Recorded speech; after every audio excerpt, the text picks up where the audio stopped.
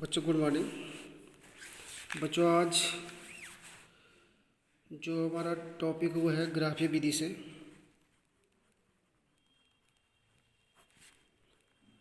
विधि से गति के समीकरण, ये आपने 9th में भी पढ़ा होगा। ठीक, तो इसमें हमें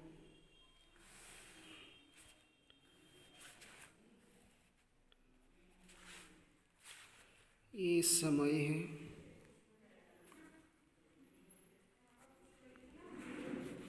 सेकंड में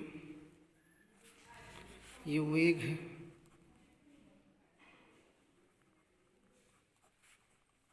ठीक। कोई वस्तु चल रही है, गतिमान है, उसका ये प्रारंभिक वेग है और t समय पश्चात उसका अंतिम वेग उन्हीं यहाँ पहुँच जाती है वस्तु।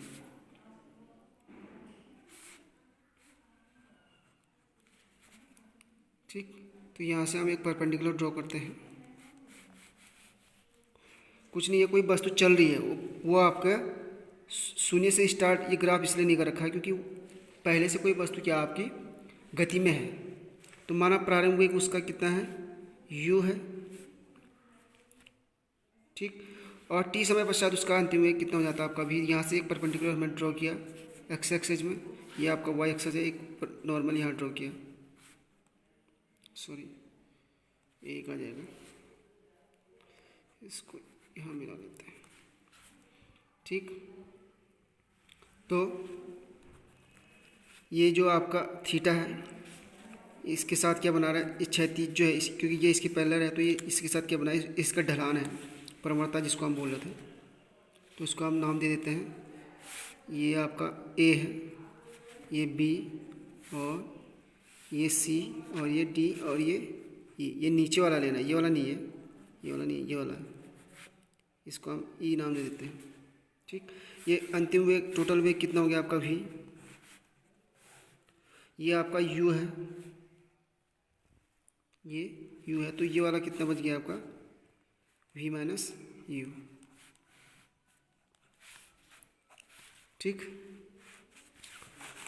और ये जो रेखा है एक समान त्वरण को डिनोट करती है, ये एक समान त्वरण है क्योंकि उसकी चाल जो हो रही होगी पर सेकंड, या फिर हम समान समांतराल में उसकी समान क्या हो रही होगी, उसका वेग बढ़ रहा होगा, समान वेग उसका बढ़ रहा है।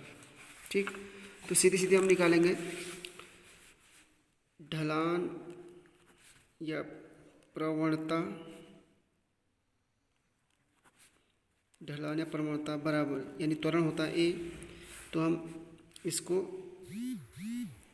लिखते हैं tan थीटा बराबर, इसमें tan थीटा बराबर BD upon AD। tan theta यानी A प्रवणता बराबर BD आपका V minus U upon AD, इसकी पैरेलल है तो ये कितना हो जाएगा T, तो क्रॉस मल्टीप्लाई किया, V माइनस U बराबर AT, तो V बराबर कितना आ जाएगा U प्लस AT। ये गति का प्रथम समीकरण बनता है। ठीक, अब दूसरा समीकरण है, दूसरा समीकरण उसको हम व्युत्पत्त करेंगे। तो t सेकंड बाद चली गई दूरी, t सेकंड बाद चली गई दूरी, चाल बराबर होता है दूरी बट्टे समय, यानी दूरी बराबर चाल इंटू समय, चाल इंटू समय। तो हम जो ओ ए बी सी कितनी दूरी चली है, इतनी दूरी चली है। ठीक, इसका जो क्षेत्रफल होगा यानी दूरी बराबर ओ ए बी सी का क्षेत्रफल, यानी दूरी क्या आपकी S है। ठीक, त्रिभुज ओ ए बी सी में क्या है, त्रिभुज ओ ए बी सी में दो चीज़ें हैं, एक तो आपका एक आयत है और एक आयत है, एक त्रिभुज आपका ए बी डी। ठीक, आयत ओ ए डी सी का क्षेत्रफल प्लस त्रिभुज ए बी डी का क्षेत्रफल। ठीक, आयत का क्षेत्रफल लंबाई गुणा चौड़ाई, लंबाई O A into A D, O C, O A into O C बराबर ओ सी कितना, ओ ए कितना U into T, O A यानी यू इंटू आपका टी, तो कितना आ जाएगा यू टी। ठीक, और त्रिभुज का क्षेत्रफल,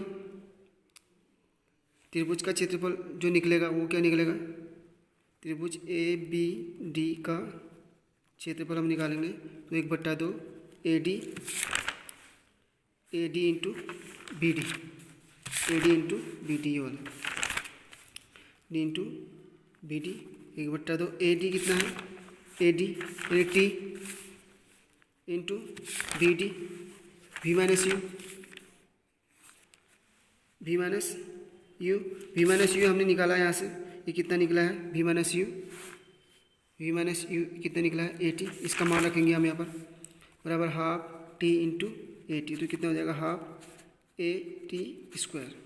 ठीक, इसको हम इस पर रख देंगे तो एस बराबर क्या हो जाएगा आपका त्रिभुज का क्षेत्रफल, आयत का क्षेत्रफल कितना है यू टी प्लस त्रिभुज का क्षेत्रफल कितना है half A T square, S बराबर U T plus half A T square. ये सेकेंड समीकरण, ये द्वितीय